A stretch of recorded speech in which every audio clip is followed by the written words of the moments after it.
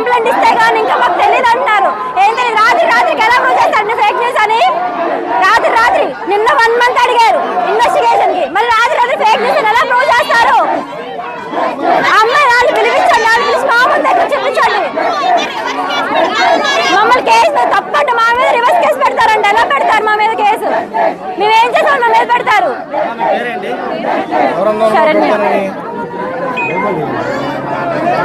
ఆడపిల్లలకి రక్షణ గురించి ఆలోచిస్తే చాలా బాధాకరంగా ఉంది.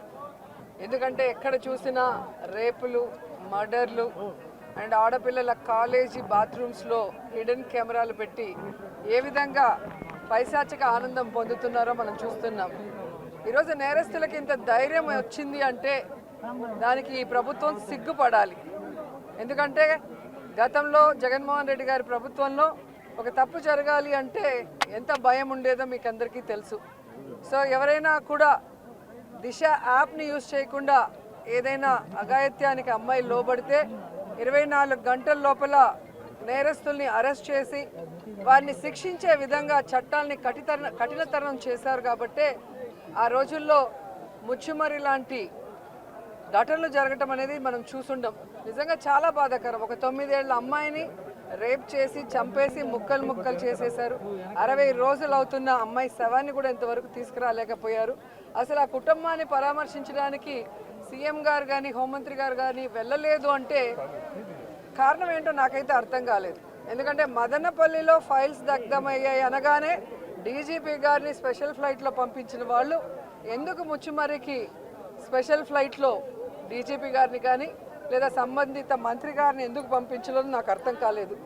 అలాగే నిన్న పేపర్లో చూశాను, గుడ్లవల్లేరు కాలేజీలో బాత్రూమ్స్లో హిడెన్ కెమెరాలు పెట్టారని పిల్లలు వచ్చి ఆడపిల్లలు చెప్తే అసలు అక్కడ ఏం జరగలేదని ఎస్పీ గారు చెప్పడం చాలా దురదృష్టకరం. ఈరోజు 300 మంది పిల్లలు ఈరోజు న్యాయం కావాలంటూ ధర్నా చేస్తుంటే ఇప్పుడు విచారణ చేస్తామని దిగిరావటం అనేది మనమంతా కూడా గమనించాల్సిన విషయం. అలాగే ఈ ప్రభుత్వం వచ్చిన తర్వాత మీరు చూస్తే ర్యాగింగ్ భూతం ఎలా ఎక్కువైందో మనం కళ్ళారా చూస్తున్నాం. నారాయణ కాలేజీలో మెడికల్ విద్యార్థినిని ర్యాగింగ్ చేసి చంపేశారు. అలాగే కలికిరిలో జేఎన్టీయూలో విద్యార్థి ర్యాగింగ్ చేయడం వల్ల ఎలా ఆత్మహత్య చేసుకుందో గమనించాం. అంటే గత 5 సంవత్సరాలు లేని ర్యాగింగ్ భూతం మళ్ళీ ఈ ప్రభుత్వం వచ్చాక ఎలా పిల్లల ప్రాణాలు తీస్తుందో మనం గమనించాల్సిన విషయం. నేను ఈ ప్రభుత్వానికి ఒకటే చెప్పగలను, రెడ్ బుక్ రాజ్యాంగం మీద పెట్టిన దృష్టి ఇంట్రెస్ట్ పక్కన పెట్టి ఆడపిల్లకి రక్షణ కల్పించడంలో గౌరవాన్ని కల్పించడంలో మీరు ముందుండాలని కూడా వాళ్ళని కోరుకుంటున్నాను. మాట్లాడిన తర్వాత అలా అంటే ఎట్లాగా?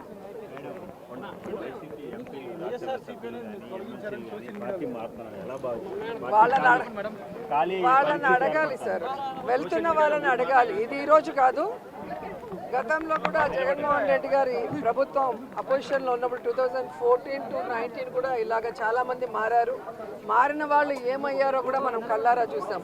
సో ప్రజల చేత ఒక పార్టీ సిద్ధాంతాలు నచ్చి ఎన్నుకోబడిన పార్టీ సిద్ధాంతాలు నచ్చి ఎన్నుకోబడిన వాళ్ళు, పార్టీ నియమించిన వాళ్ళు ఈరోజు వెళ్ళిపోతుంటే వాళ్ళు ఆలోచించుకోవాలి వాళ్ళు చేస్తుంది కరెక్టా తప్ప అనేది. సో దీనివల్ల జగనన్నకో వైఎస్ఆర్సీపీ పార్టీకో ఎటువంటి నష్టం ఉండదు. ఎందుకంటే ఎప్పుడూ కూడా పార్టీకి ద్రోహం చేసి వెళ్ళిన వాళ్ళని ఎవరూ కూడా గౌరవించరు, క్షమించరు. కెమెరాలు లేవు, ఎక్కడొక హిడెన్ కెమెరా లేదు, ఎక్కడొక వీడియో బయటికి రాలేదు. సో సెన్సేషనలైజ్ చేయొద్దండి. ఎందుకంటే బ్లూ మీడియాకి అదే పని ఉంది. ఎక్కడో చిన్న ఇష్యూ జరిగితే అది ఎట్లా సెన్సేషనలైజ్ చేయాలి. ప్రధానంగా నేను విద్యాశాఖ మంత్రి అయ్యాను కనుక నా పైన ఎక్కువ ఫోకస్ ఉంటే I'm ready for that focus. I have no problem. కానీ వాస్తవాలు తెలుసుకుని మీరు ఏంటి, నేను కాదండి. కానీ అక్కడ ఒక హిడెన్ కెమెరా లేదు, ఒక వీడియో లేదు, కావాలని రచ్చ చేస్తాం, కరెక్ట్ కాదు. అది నంబర్ 1. నంబర్ 2, అక్కడ ఏం జరిగిందో మీకు తెలుసు. ఆ చేసినోడిని ఇమ్మీడియట్గా అరెస్ట్ కూడా చేశాం. దెర్ ఇస్ సమ్ ఒక 3-4 మధ్యలో జరుగుతున్న వివాదం. అది వాళ్ళు అరెస్ట్ చేశాం. ఎవరితో మాట్లాడారు, ఎక్కడ మాట్లాడారు మొత్తం ఇంటెలిజెన్స్ డిపార్ట్మెంట్ డీజీ ఆఫీస్ నుంచి అది రివ్యూ చేస్తున్నాం. బట్ హిడెన్ కెమెరా అనేది ఎక్కడ లేదు. హిడెన్ కెమెరా లేదు, యాజ్ సింపుల్ యాజ్ దట్. ఉందంటే మీరు చూపించండి, I'm ready for scooty. There is no hidden camera anywhere. Hidden camera లేనప్పుడు కావాలని దుష్ప్రచారం చేస్తాం, కరెక్ట్ గా. నలుగురు మధ్యలో అది ఇష్యూ ఉంది, నలుగురు మధ్యలో ఒక ఇష్యూ ఉంది అందరికి, but it has nothing to do with hidden camera. I'm standing to it. అది హిడెన్ కెమెరా అయితే ఉందా లేదా, నేను సూటిగా మిమ్మల్ని అడుగుతున్నా, మీడియా మిత్రుని అడుగుతున్నా. అవును సార్, దొరికినాయా? నో, పోలీసు వాళ్ళు వెళ్ళారు, కలెక్ట్ చేసుకున్నారు, ఎవిడెన్స్ ఉంది. పిల్లలు ఎక్కడ హిడెన్ కెమెరా చూపించలేకపోయారు, ఇట్స్ అ ఫ్యాక్ట్. సో మీరు కూడా దుష్ప్రచారం చేస్తాం మానేయండి ఫస్ట్. నో, మీరు వాస్తవాలు తెలియకుండా హిడెన్ కెమెరా ఉంది, ఇన్ని వేల వీడియోలు ఉన్నాయి అంటాం కరెక్ట్ కాదు. I want be very clear on the subject. ఎందుకంటే నలుగురు మధ్యలో జరిగే ఇష్యూని మీరు తీసుకొచ్చి ఏదో హిడెన్ కెమెరాలు ఉన్నాయంటే కరెక్ట్ కాదు. అది నేను చెప్పదలుచుకున్నాను. హిడెన్ కెమెరా ఉందా? కెమెరా చూపించు, కెమెరా చూపించు తమ్ముడు, కెమెరా చూపించు, చూపించు సాయి, కెమెరా చూపించు. Show me the camera Sai. Light bulb పట్టుకునేది హిడెన్ కెమెరా అంటే ఎట్లా సాయి నువ్వు? Boss, very simple. ఒక్క నిమిషం, కావాలని డైవర్ట్ చేస్తున్నాడు. I want answer the question. కావాలని అడిగాడు, నేను సమాధానం చెప్తాను. వాళ్ళలాగా పారిపోయే బ్యాచ్ కాదు, వాళ్ళలాగా పరదాలు కట్టుకుని తిరిగే బ్యాచ్ నేను కాదు, వాళ్ళలాగా పరదాలు కట్టుకుని తిరిగే బ్యాచ్ కాదు, వాళ్ళలాగా పారిపోయే బ్యాచ్లు కాదు, వాళ్ళలాగా దుష్ప్రచారం చేసి పారిపోం. సొంత బాబాయిని లేపేసి మా పైన ఆరోపణలు చేశారు. హిడెన్ కెమెరా ఇప్పుడు వాళ్ళకి కావాలని ఆరోపణలు చేస్తున్నారు.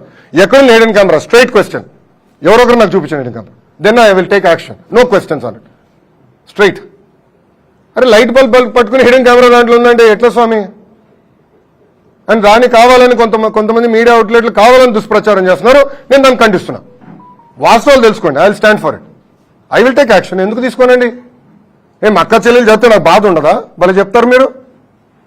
అరే జగన్ లాగానే చెల్లి అక్క ఇద్దరు చెల్లిని మెడబట్టి నేను బయటికి ఎంటేలేదే, తల్లి నేను బయటికి ఎంటేలేదే, మళ్ళా నాకు తెలీదా బాధ ఆవేదన? సో మీరు దయచేసి వాస్తవాలు తెలియకుండా ఆరోపణలు మటుకు నా పైన చేయొద్దండి.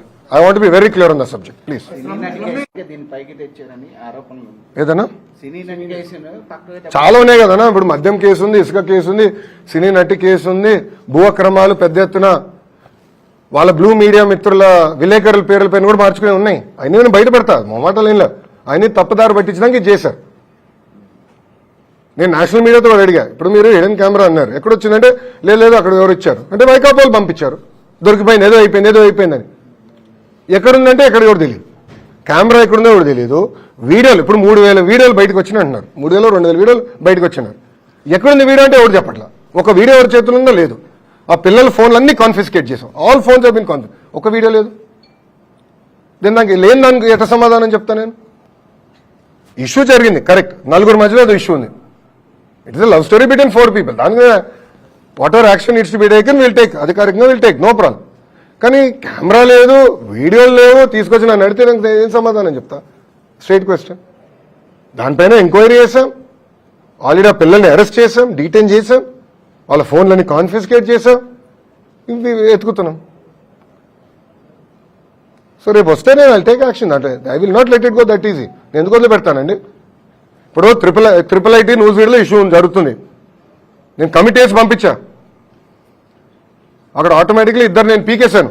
వాళ్ళు ఎవరు? వైకాపాలు పెట్టిన మనుషులు, తెలుసా మీకు? అది మీ బ్లూ మీడియా వాళ్ళ మనుషులే, వాళ్ళు పెట్టారు. రేపు వాళ్ళందరూ నేను జైలుకి పంపిస్తాను, చూడండి. You wait and watch.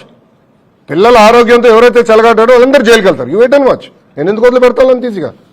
నేను విద్యాశాఖ మంత్రిగా నాకు ఉండదా బాధ? వాళ్ళు నా బిడ్డలు కదా, నేను ఎందుకు వదిలి పెడతాను? గ్యారెంటీగా రేపు పంపిస్తాను. నేను రాత్రి నాకు రిపోర్ట్ వచ్చింది. నేను రాత్రి 7 ఈ గొడవలో కూడా నేను ట్రిపుల్ ఐటీ ఇష్యూని వదిలిపెట్టలా. నేను రాత్రి నాకు కమిటీ పంపించా, హైయర్ ఎడ్యుకేషన్ సెక్రటరీ గారు వెళ్ళారు, నాకు నివేదిక వచ్చింది, చాలా కఠినంగా యాక్షన్ తీసుకుంది. I will not leave it. నాడు నేడు గతంలో ఎక్కువ చేసాము, మేము అన్ని చేసి ఇన్ని చేసే ఉన్నారు. మీరు విశాఖ వెళ్ళినప్పుడు కానీ అక్కడ స్కూళ్ళను పరిశీలించినప్పుడు ఎట్లా ఉంది?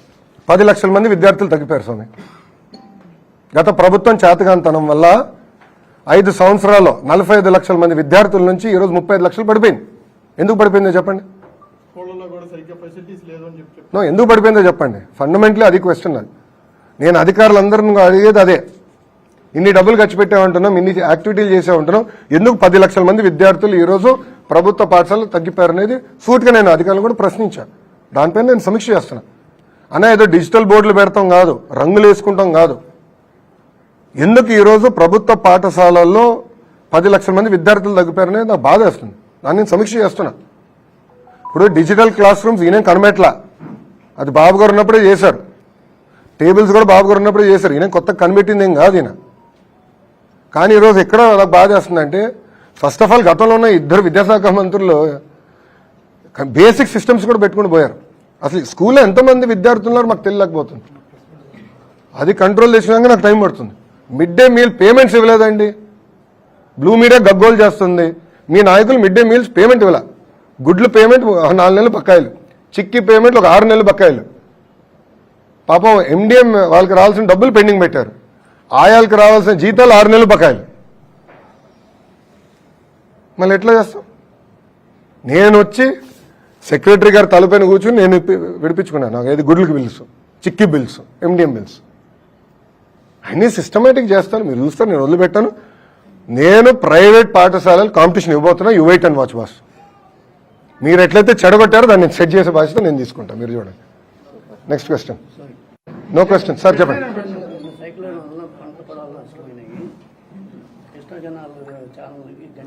అవును సార్, అవును సార్. ముందర ఎన్యూమరేషన్ ప్రక్రియ అంతా స్టార్ట్ అవునండి సార్. ముఖ్యమంత్రి గారు ఆల్రెడీ రివ్యూ చేస్తున్నారు. ఎన్యూమరేషన్ అయిన తర్వాత వ్యవసాయ శాఖ మంత్రి దానిపైన స్పందిస్తారు. నో, దానికి ఫుల్ స్టాప్ పెట్టామండి. నో, దానికి ఆల్రెడీ ఫుల్ స్టాప్ పెట్టాను. నేను ఎమ్మెల్యే అయిన తర్వాత దానికి first of all full stop పెట్టాం. ఇల్లీగల్ కట్టడాలన్నిటికీ ఎక్కడైతే కొంతమంది ఇంకా కావాలని చట్టాన్ని ఉల్లంఘించారో వాళ్ళకైతే నోటీసులు పంపించి ఇంకా కట్టద్దు అని చెప్పేశాం.